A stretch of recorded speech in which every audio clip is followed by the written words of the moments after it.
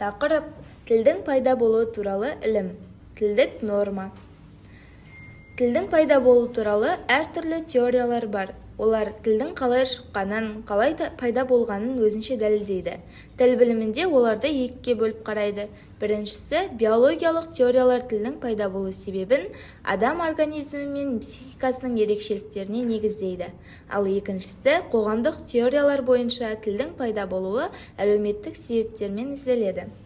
Тілдік норма дегеніміз тілдегі бірізділік, тіл материалдарын нормалау деген сөз. Белгілі бір тәртіп, заңдылыққа бағындыру. Тілдік норма тілдің ішкі заңды жүйелерінің негізінде дамып қалыптасады.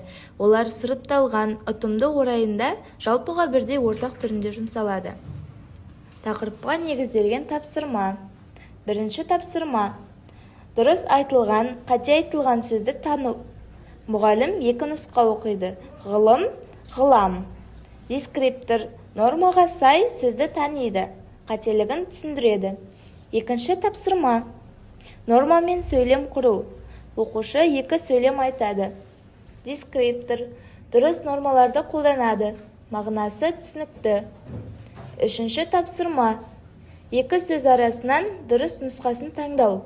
Құбылыс, қыбылыс, ілім, елем. Дескриптор фонетикалық норманы ажыратады, дұрыс сөзді қолданады.